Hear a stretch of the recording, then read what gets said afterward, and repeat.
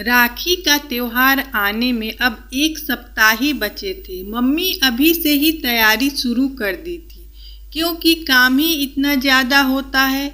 यही वो समय था जब तीनों बुआ एक साथ एक ही समय पर अपने बच्चों सहित हमारे घर पर होती थी। हम सभी भाई बहन मिलकर खूब मस्ती करते हैं। सच पूछो तो पापा को भी अपनी तीनों बहनों से मिलकर बहुत अच्छा लगता है। सभी लोग बात करने में इतना बिजी हो जाते हैं कि खाना खाने का भी कोई समय ही नहीं रहता। मम्मी की तो तैयारी अभी से ही शुरू हो गई थी। घर साफ करना, सजाना और सभी के लिए गिफ्ट और कपड़े खरीदना। आज मैं और मेरी छोटी बहन मम्मी के साथ मार्केट जा रहे हैं, सभी के लिए कपड़े खरीदने।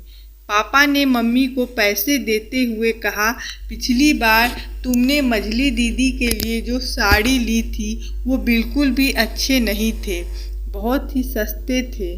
बड़ी दीदी और छोटी दीदी के लिए तुम अच्छी साड़ी हमेशा लेती हो, लेकिन मझली दीदी तो जल्दी आती भी नहीं।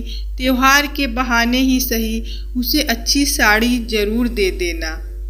तब मम्मी गुस्से में चिल्लाते हुए बोली, आपकी मझली दीदी आज तक कभी किसी के लिए कुछ भी लेकर आई है जो मैं उन्हें महंगी साड़ी दे दूं?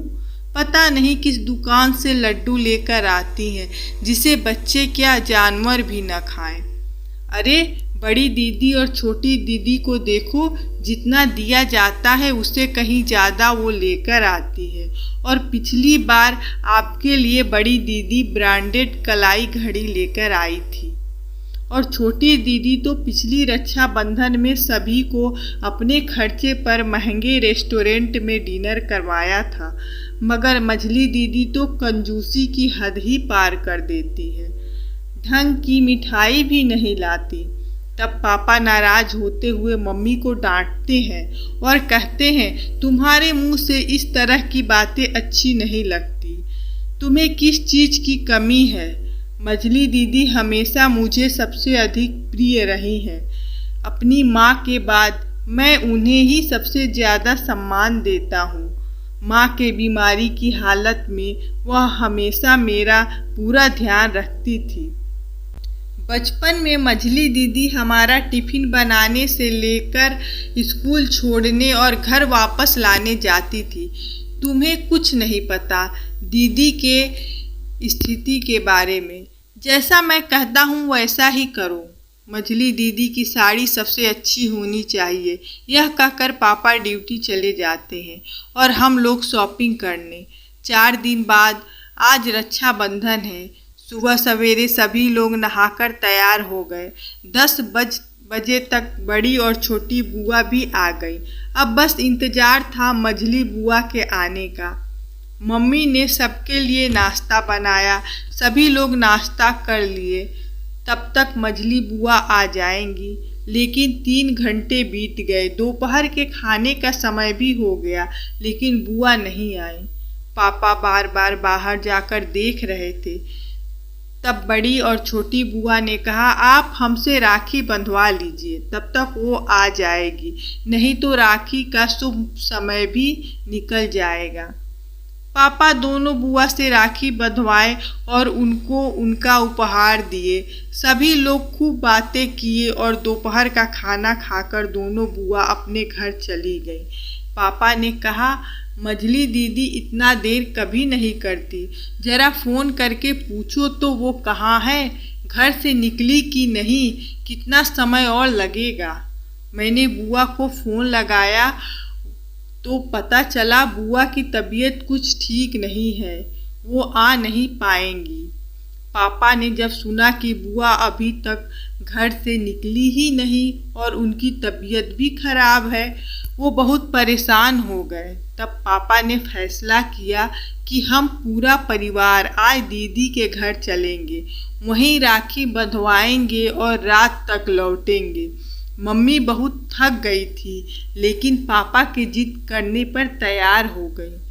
जब हम सभी बुआ के घर पहुँचे तो बुआ लेटी हुई थी। हम सभी को अचानक देखकर बहुत खुश हुई, लेकिन थोड़ी परेशान भी, क्योंकि बुआ के घर की आर्थिक स्थिति ठीक नहीं थी। फूफा जी का बिजनेस 5 सालों से बहुत खराब चल रहा था। फूफा जी काफ़ी कर्ज में चल रहे थे। मम्मी तो बड़ी आश्चर्य और दुख से बुआ की तरफ देख रही थी। बुआ पुरानी साड़ी में थी, बिखरे बाल थे, गले में धागा पहनी हुई थी, बिस्तर पर चादर फटे हुए थे, दीवालों पर कई सालों से पेंट नहीं हुआ था, सीलन और टूटी हुई फर्श थी। बुआ मुस्कुराते हुए सभी से गले लगी। मम्मी के आंखों में आंसू आ गए। आंसू को रोकते हुए मम्मी भी मुस्कुराने का नाटक करने लगी। बुआ की ऐसी हालत देखकर मम्मी के सारे पुराने गिले शिकवे दूर हो गए। अब वो समझ गई थी कि मझली बुआ इतना कंजूसी क्यों करती है, क्योंकि मम्मी भी बुआ के घर 12 साल बाद आई थी। उन्हें पता नहीं था कि बुआ किस परेशानी से गुजर रही है, क्योंकि जब भी बुआ हमारे घर आती तो हमेशा खुश रहती थी और बच्चे भी। बुआ अपनी परेशानी कभी किसी के सामने नहीं आने देती थी, लेकिन शायद पापा को इस बात का पता था। बुआ जल्दी जल्दी उठकर अपने बेटे को पैसा देते हुए बोली, जाकर कुछ मिठाई और समोसे लेते आओ। मुझे पता ही नहीं था, नहीं पहले से कुछ तैयारी कर लेती। मम्मी ने बुआ के पैसे को वापस रखवा दिया और 1000 रुपए का नोट उनके बेटे को देते हुए बोली, आप सब लोग हमारे घर आए ही नहीं तो मेरा सारा खर्चा तो बचा ही रह गया। मुझे भी तो खर्चा करने का मौका मिलना चाहिए। पापा दूर बैठे फूफा जी से बात करते हुए मम्मी को देख रहे थे। मम्मी ने जो साड़ी बुआ के लिए लाई थी उसे बुआ को देते हुए बोली, दीदी इसे पहनकर जल्दी से तैयार हो जाओ, पहले राखी बांधिए, फिर हम लोग चाय नाश्ता करेंगे। बुआ बहुत खुश थी। इस तरह अपने घर भैया भाभी और बच्चे को देखकर उनकी खुशी देखते ही बनती थी। बुआ तैयार हो गई। उधर खाने पीने का सामान भी आ गया। बुआ ने पापा को राखी बांधी। पापा ने 2100 बुआ को राखी बांधने पर दिया। तब मम्मी ने अपने गले से सोने का चैन उतारकर बुआ को पहनाते हुए बोली, ये हमारी तरफ से आपके लिए उपहार है। ननद भाभी एक दूसरे को गले लगाती है।